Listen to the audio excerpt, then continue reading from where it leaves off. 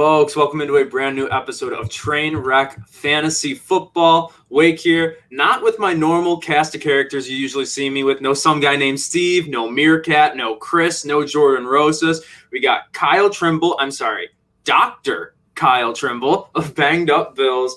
Great sports scientist breaking down injuries. We had him on the Crowd Assist podcast doing some Bills stuff last year. A great wealth of knowledge he brought us there, so we got to bring him in here to break down some of the injuries you might be kind of concerned about. If you're a fantasy player. But before we get into, all of that, the nitty gritty of these injuries, Kyle, maybe just tell the people, maybe if they didn't, first off, thank you for being here. Second of all, for the people who didn't see you on the Crowd Assist podcast last year, maybe tell them a little bit about your background and what got you into doing what you're doing right now. Thanks for having me back. How I got started with this, I got started back in 2017. I just saw that there was an opportunity for a deeper level of knowledge with the injuries, because sometimes you see that reporters, they put the stuff out there, but they don't quite have the true understanding of what the injury is or what the true timelines are. So they're just reporting what they're told, and they have a job to do. I felt that there was a space within the community that you could go into that next level and identify what injuries are, what a realistic timeline is, how the performance is going to be, and if it's something that's going to linger or just their overall performance. So I'm trying to get to that next lower level of analysis and get more deeper into it. So I am a physical therapist by trade. I run the site Banged Up Bills. I'm on Banged Up Bills on Twitter, on Instagram, on Facebook. I'm also an injury analyst for The Game Day, a sports betting website. You can find them on Twitter and Instagram. I've done work for Cover One. I do work for Buffalo Rumblings. So I've had my hands in a little bit of everything, and I'm, very happy to sit down and discuss football injuries, because I feel like that's just something that people want to know about, and it's very fun to talk about. Yeah, you're right. There's room in both the Bills community and the fantasy community for, I think, more in-depth and accurate analysis of injuries. Because like you say, the reporters, they're not sports scientists. They didn't go to school for anything like this. They're just, passing on the knowledge that they're allowed to. And so the way that we're going to do this, we have a few different players that we're going to talk about 8 or so. We're going to go by average draft position. So kind of the most important players first and moving down the board a little bit. Starting, of course, with the RB1 for this year, Christian McCaffrey. No injury news. He's not hurt. You're not missing anything in case you're freaking out that you already drafted him. But he is coming off an injury, a few injuries, if I'm not mistaken. He had the high ankle sprain early last year, I believe in week 2. And then I thought he also experienced another injury. So, have you seen anything from the Carolina Panthers camp that there is cause for concern about him rebounding in a rehab for this? And how do you expect it to, impact someone with such a high volume like Christian McCaffrey? So like you said, he had the high ankle sprain at the beginning of the year. It just took him a long time to really get back in the swing of things. Then as soon as he returned, he suffered an AC joint sprain, which is up in the shoulder. Yeah, I had that when I wrestled. Yeah, not fun. No, not at all. So It's amazing they go out and hit each other as hard as they do and still continue to play like that. Yeah. They got some good meds, though. But I haven't seen anything for 2021. It seems like the offseason did him really good. And that's good. It seems like he's returning. I have not seen his name pop up at all in terms of injuries or team reports or anything. So the fact that team is in transition with the quarterback situation, I went back and looked at the quarterback roster. There's nobody really spectacular. I know that they traded for Sam Darnold, but the offense is going to run through Christian McCaffrey like it did in 2019, which made him a top running back. I can't say for certain he's going to return back to RB1 status like he did in 2019, but I still think he's probably going to be top 10 at the end of the year as long as he stays healthy. None of the injuries that he had last year should carry over to next year. They can cause a slight increase in chances of re-injure, but it's not like it's going to be lingering like we saw the effects of an ACL or an Achilles, something like that there. So it just had a horribly unlucky 2020 season. And, if you can get him and draft, I don't see why not. I think he's going to be an easy pick. Yeah, definitely like one of the safest players from a production standpoint. And there are other players in the first round who have injury problems too. Any player, any running back in the first round, really. Even Ezekiel Elliott, who's relatively healthy right now, has had his problems. Dalvin Cook is kind of notorious for missing a game here or there. And also Saquon Barkley, another first rounder that got hurt last year. Maybe a little slower to come back from his injury. I know, obviously a different type of injury. He did have an ACL tear, if I remember correctly, last year. Have you heard anything different on him? Is he someone that maybe because of his injury status, you should maybe avoid picking in the first round? Well, Barkley, he suffered the ACL, MCL, and meniscus injury. It's called a terrible triad, unhappy triad, whatever you want to call it. Bermuda Triangle, I've heard, yeah. Yeah, so it's a number of different there's common structure seen after tearing ACL. So when you have the MCL, ACL, meniscus, it turns into a pretty complex ACL injury as a whole instead of just your isolated ACL tear. Mm-hmm. So we see him coming back. We see he's putting the work in. That's what those guys do. That's what they're paid to do. And he's going to come back and play. However, we're seeing the Giants would be really conservative with their overall recovery. I mean, fighting aside with today with practice and all of that. Line, yeah. So beside all that aside, we're seeing the fact that they're taking him slow to come back. He's still on PUP. He can come off that at any time when they feel he's ready. He'll be close to a year when he returns because I believe he suffered the injury in week 2, correct? I think you're right, yeah. He and McCaffrey went out the same week last year. That's correct. Yeah, that was a bloodbath in fantasy there. So running backs are traditionally slower to come back. We've seen outliers such as Adrian Peterson. He's my one example of saying, but he's one of one when it comes to returning back from an ACL injury. But we see these guys are a little bit slower to come back. The fact that he had the complex tear slows him down a little bit. Round 1, I'd have a tough time. I'd say it depends on where you're at drafting wise. If you're a snake draft, I could consider it like if you're the back of round 1, maybe catching them at the back of round 1, early round 2, but I wouldn't go be putting everything in on Saquon Barkley because I think he's going to disappoint you early on because I think he's going to start real slow. Mm-hmm. I know they did bring Alfred Morris early on. Yeah, and Devontae Booker too. That was going to be my next question. So that's cause for concern that they're bringing in so many running backs. I also think that there's always healthy level competition. I don't know if he's going to necessarily be running back by committee. Maybe early on as they get Barkley back into the swing of things. Yeah, but he could be a great fantasy pickup in the later half. I mean, you're not going to find him on waiver wire, I'll tell you that. But I wouldn't expect him to do what he was doing the first 2 years in the league, just because I think he's going to be slow to come back. You have these mechanoreceptors in the knee, which act as biofeedback to the body. So when you're cutting, pivoting, twisting, everything else there, it's showing where your body's at in space and kind of just telling the body what to do and how to interpret what it's doing right now. So he lost that when he tore the ACL. They've put a graft in and whatnot, but he doesn't have that fluid feedback that he was getting before. So you might see him try and make that cut and it just isn't as fluid as before, or sometimes he might get a little hitch in his step. Not anything. He's a higher risk for re-injury for the first 2 years after his injury, but I just don't think you're going to see that fluidity that made him the number 2 overall pick coming out of Penn State. So if you're going to draft him, I'd have a nice, handcuff, not necessarily from the Giants, but find somebody else that can take the early, points and, carry everything on early on. And then maybe as he gets back up in the swing of things the second half, then, be more confident with his production. Yeah, and we'll take a break from running backs here for a second. Moving on to wide receiver, not necessarily going in order in terms of current ADP, but their peak ADP, and obviously someone who's dropped a lot in that regard is Michael Thomas. The surgery on his ankle seemed to kind of come up out of nowhere. Like, it's not like something that we were following in the offseason, let's say like the Jack Eichel saga that the Sabres are seeing right now. We're like, is he getting surgery? When is he getting surgery? If I remember correctly, there was some ligament damages in his ankle, and he's going to be out for probably the first few weeks of the season. You're the doctor, but I'm trying to remember everything about these injuries I know, and I believe it's like a 4-month recovery ish for something like this. So correct me if I'm wrong about all of that. What's going on with Michael Thomas? So Michael Thomas, he suffered the high ankle sprain also, I believe, in week 2 last year. It might have been week 1. He was just never the same. He came back and just was just never healthy. Yeah. And I know he played through all that stuff because he knew this was Drew Brees' last shot to win the Super Bowl. So I commend him for wanting to be out there to play for his teammate. Yeah. But he really wasn't all that productive outside maybe 1 or 2 weeks where he had decent output. So the reports initially were that he was going to get surgery in the offseason.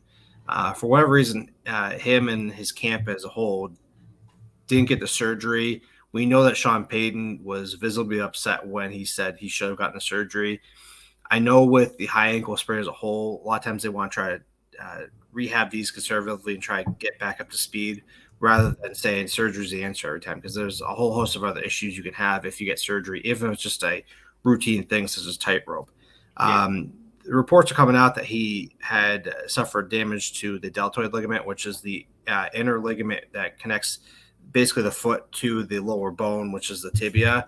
Yeah. So there was damage to that, and then he also had the high ankle sprain, which also damaged the connective tissue between the tibia and fibula and the ankle as a whole, or the foot that creates that ankle complex.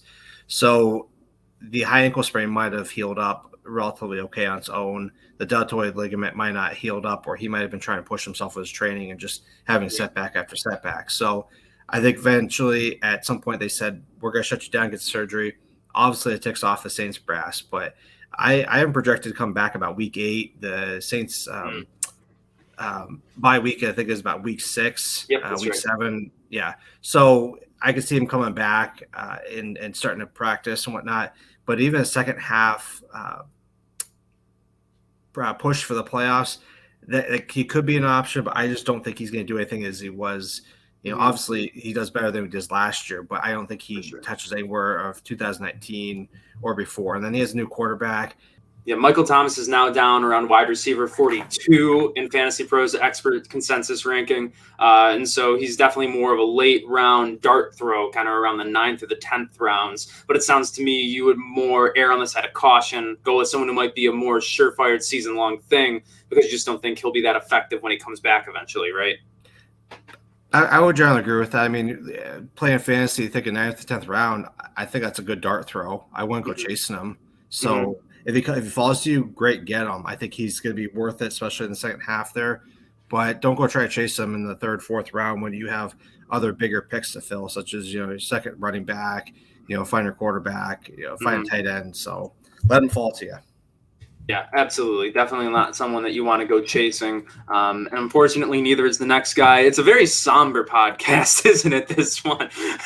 Injuries are as a whole. That's an evil necessity. It's an evil. Yeah, you're definitely right. And Amari Cooper seems to know that just as well as anybody. Even in Oakland, he couldn't really stay healthy. Now in Dallas, it's more of the same, saying he'll be cutting it close to be ready for week 1, opening doors for guys like CeeDee Lamb, who I'm personally really excited about. But, we're not talking about him. We're talking about Amari Cooper. So what's going on with him, and what's keeping him possibly from being a full go in week 1? He's a mystery to me. I was doing the research, and I had to reach out to some other colleagues I have, and I'm like, am I missing something with this? Yeah. He had surgery back in January. It said to remove some bone spurs and just clean up the ankle as a whole to improve the flexibility. But I think they're missing something there. I don't know what he did, because now we're at 7.5, 8 months out from the original surgery, and he's still not cleared.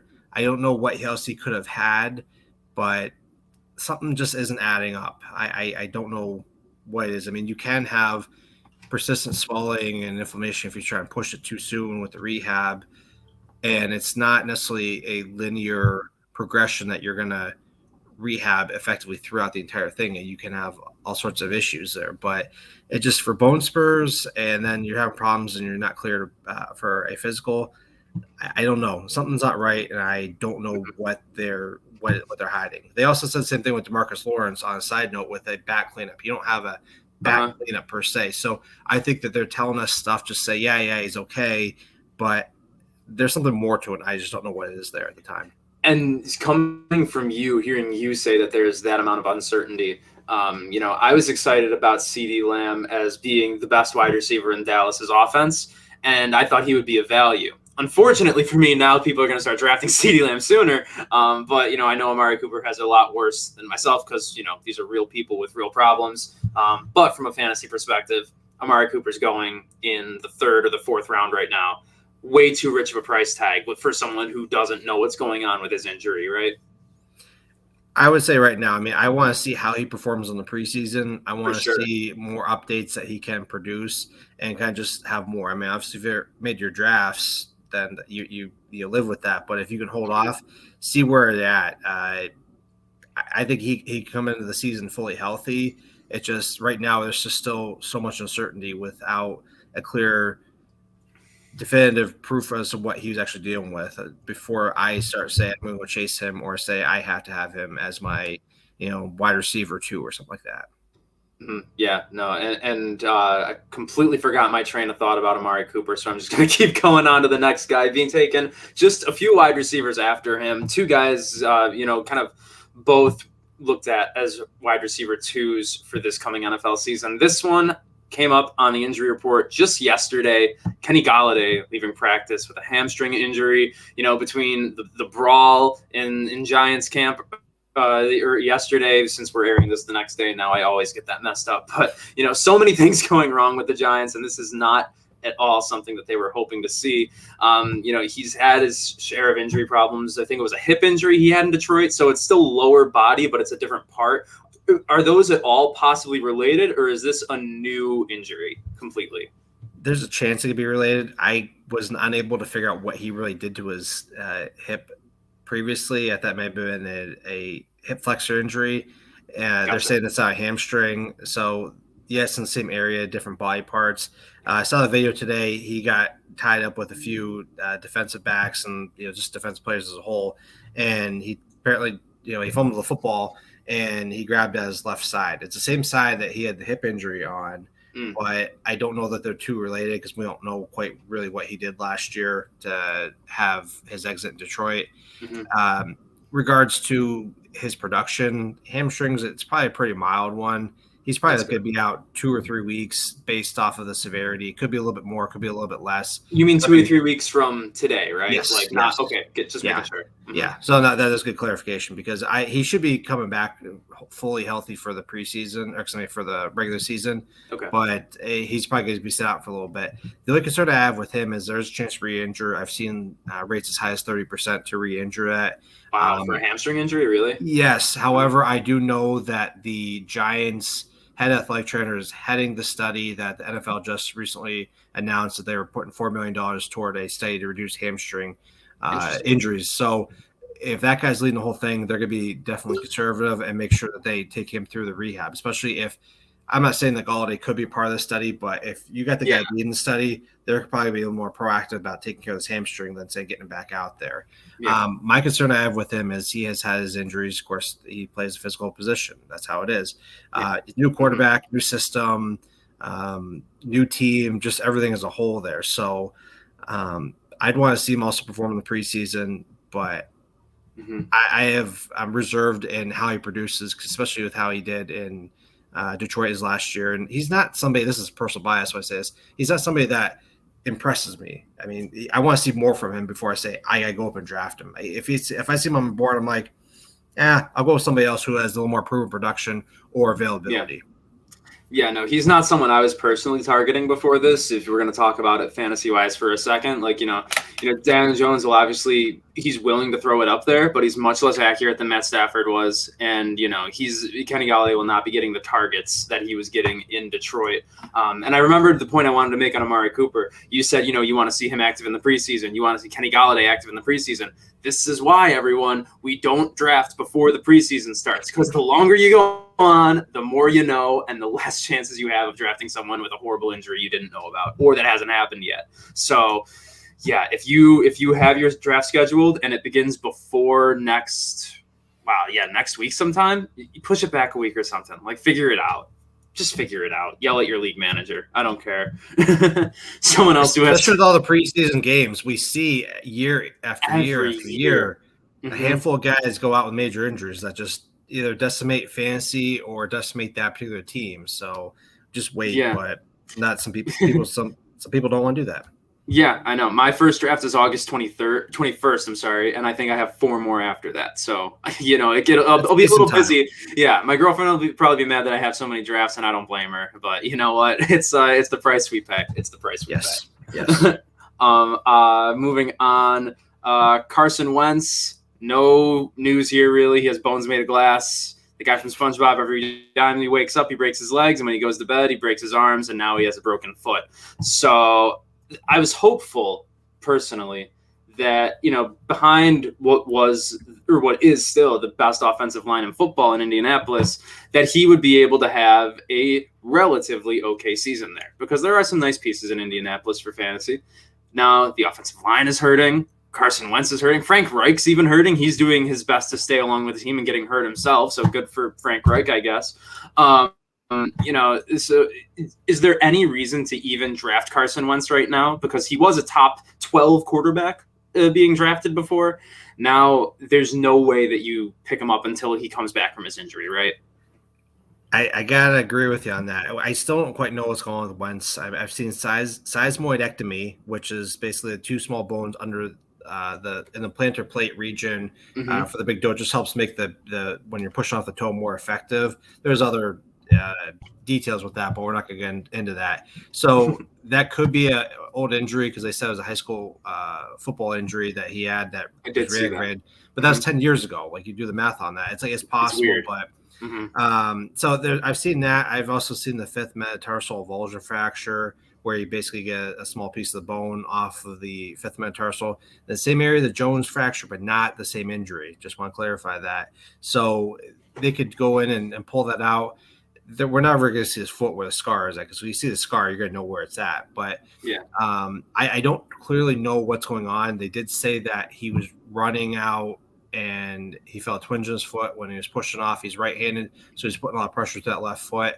I want to lean toward the sesamoid bone being the problem there, but this one's really been frustrating me, because I can't quite pin it on what it is there. We do know that's a 5 to 12 week injury. They give us that weird timeline, because 5 weeks you can be ready for week 1, or this can take the full 12 weeks, which is potential there. I was looking at realistically of everything. If you're looking at the seismoidectomy versus the 5th metatarsal, I'm leaning more toward the seismoidectomy right now, based off what we know. I'm leaning toward early October. He could be a good option to pick up once he returns, but it depends on how the Colts are doing. I know that their schedule is not that great. So, if the guys are struggling, maybe he pushes his comeback sooner, because he knows he can be a difference maker. Or if they have a great start, hey, let's rehab, let's keep going with things there. But he worries me. I don't think that he will suffer re-injury once he comes back. It just gave back in the swing of things. Also, he's coming into a new team. Granted, he has the same, coach from before, and Reg, but still, there's that learning curve, and then he's going to be losing valuable reps as he sits out trying to rehab there. And then, adding on to the offensive line, Quentin Nelson has a virtually the same injury as Wentz. It's cute, today, right? But, I don't think it's the same injury, but I don't know. I'm still looking into that one a little bit more, but I believe Nelson's going to come back sooner than Wentz and have less problems, just because of the demands of the position. Yeah, no, in my opinion, like Carson Wentz, I didn't want much of Indianapolis to begin with. I understood the hype, but I wasn't excited about it myself. And now after this, just completely undraftable, especially if they trade for another quarterback. He might not be coming back into a starting job potentially. So, you never know. I don't think that's going to happen, but it's the NFL, and they make dumb decisions all the time there. But we have one more group of players to talk about, and there's 3 players in this group. And they are the 3 top pass catchers for maybe the most trendy quarterback in all of fantasy this year, and that's Jalen Hurts. His 3 top pass catchers, Jalen Reagor, Dallas Goedert, Devonta Smith, all hurt right now. Jalen Reagor and Goedert, they did not pass their physicals, and I didn't exactly see why, and we'll get into that. But first, the most recent news is Devonta Smith. He suffered some kind of knee injury, if I remember correctly. He's week to week. And his slender frame, I'm sure you're one of the Twitter doctors that is not shocked at all by this, right? The slender frame has no bearing on anything. I have not seen any correlation between. Yeah, I that doesn't faze me. It's like, okay, big, fat, thin, whatever. The guy, he won the Heisman last year, right? He did, yeah. Yeah, so like that's just really has no bearing on me. It's just like, okay, cool, that you can play ball. That's all that matters. So his cylinder frame has nothing to do with that. I Gotcha. did see it's an MCL sprain. They were reporting 2 or 3 weeks. It's probably more 4 or 6 weeks before he's fully healthy. Wow. Okay. I could see him maybe trying to get out there if he's feeling pretty good for the last preseason game, because we only have 3 instead of the 4, so it's going to impact how they do things. But I would want him to get reps. This isn't something that's going to linger. It's just he needs to make sure he rests and gets fully healthy from that. So I have no concerns with it drafting him. But once again, we do see rookie wide receivers, take off and do well. I don't know that he's going to do that with the Eagles, but yeah, there shouldn't be any fear in drafting Devonta Smith if you want to. It's just a matter of, I wouldn't go chasing him just because he's not going to have the reps. So I'm also like the same trend here, a more second half as he gets into the rhythm of everything, but no concerns. Yeah, so maybe dock him a round or two. Then you would take him at his peak. But it sounds like you're thinking he might be. Well, we haven't gotten to the other two yet, so we'll get into them. Dallas Goedert, who is definitely the highest ranked Eagles pass catcher, 7th ranked tight end. I don't know where he is overall, but I know he's higher than Devonta Smith. And maybe not Devonta Smith, but definitely Jalen Reagor. But he did fail his physical. So is this a lot of cause for concern? And I may be seeing smoke where there's not a lot of fire. Should they maybe consider not trading Zach Ertz because of what they found out with Dallas Goedert? How do you feel about him? I know Goddard outperformed Ertz last year because Ertz was beat up, and that was one of his more injury-riddled years. I mean, he's been pretty durable. I went and looked at his medical history because I thought he would sign with the Bills like everybody just thought, right? Wait. He's going to go to the Bills? No breaking news here. But there's a reason why I outperformed him because he was available. But I looked up Goddard. He just used the wrong technique in a drill. He didn't pass the conditioning drill. But then I've seen reports out there he's been out there today. So I haven't seen anything he's on PUP unless I'm not looking at the right information. But I think it was just a matter of he didn't pass the conditioning, had to go back and pass it again or retake it, and he was good to go. So I don't think there's anything injury-wise with him. I know he's banged up a little bit last year, but I think it was just more he was lumped in with Reagor, which we'll talk about in a second, but it was just kind of, all right, whatever. I personally still like Ertz because Ertz has more of a proven try to think of the word I want to use here. Just sample size, I guess is the best way to put it. He definitely is. Yeah. So I Goddard could be a great, second option, especially in Philadelphia if Ertz goes down again for a reason or just isn't available. So I wouldn't go chasing Goddard just because, he had such a good year last year. I could see a regression just because Ertz is healthy again. That's interesting because Goddard is one of those sexy early, not too early tight ends where like people are kind of excited about maybe breaking out being a top 5 guy. It's fun to kind of revisit that context because I forgot how hurt Zach Ertz was last year, and I forgot about that. Even though I forgot about it when thinking about fantasy, but when I'm doing the Bills coverage, that's the main reason I have for not wanting to bring him in and not wanting to trade for him. So it's funny how my mind has selective memory. But we'll go into Jalen Reagor, who is someone who was already more risky. He's given his injury history last year, coming into this year, not passing his physical like Goddard. It sounds like there is more happening there than there is with Dallas, right? They reported lower body tightness. He was also dealing with some personal stuff. I'd read that his friend was murdered, which would weigh on anybody. Yeah, so I did not hear that. Wow. Yeah, so I think that's part of why he just wasn't kind of in the right headspace from what I was seeing. He did have the thumb ankle head injuries last season. I don't have any concerns with him heading into the camp. That thumb injury really slowed him down early on last year, and then he just, Eagles just not being good last year really kind of played into everything. But the lower body tightness, that seems like more acclimation. I don't really have any concerns, at least from what I'm seeing here right now. He's not the number one option on the team from what I'm seeing. I would think Smith would be the number one option over Reagor, but the only benefit is Reagor is going to have the reps and the experience over Smith, though 1 year being not all that much. So it's just more. I won't call it hype, but there's just more attention because Philadelphia's a bigger team and they're coming off of they've had a Super Bowl win a few years ago, some new talent in there. They're just trying to see what they have, especially with Hurts. So I don't have any concerns with Reagor unless something's reported that I'm not seeing. So Rager's injuries at this moment are a little less concerning than Devonta Smith's, you would say, right? Oh, absolutely. Absolutely. Yeah. Mm-hmm. Okay, yeah. So we're not going to say draft Rager over Devonta Smith, but maybe be willing to take Rager a few rounds earlier because he could find himself with more targets than he would have thought this year, right? Potentially. I would say early on because I think Smith's going to take some time to get into the offense. And I think you could say that regardless of injury because he's a rookie. I mean, you don't see guys getting, I don't know, 150 and 3 touchdowns week one as a rookie. I mean, maybe it has happened, but I don't think it's going to happen because of Smith, especially with Jalen Hurts as a quarterback. So, yeah, Justin Jefferson probably did it last year, but like, no one's Justin Jefferson. Like, honestly, come on. But Kyle, it's been awesome to have you here. I definitely want to get you back on during the regular season a little bit because obviously injuries, they aren't unique to just the off season. They aren't heartbreaking only in 2 months out of the year. So really appreciate taking the time, and I hope we'll have you back on soon. Okay. Yeah, thanks for having me on anytime. I love talking about this stuff. So you can find me on Banged Up Bills on Twitter, Instagram. I'm pretty active, more so on Twitter. So if anybody's injury questions or just general stuff, I'll do my best to find the information and hopefully I give you the correct information so you can either draft or hit that waiver wire appropriately.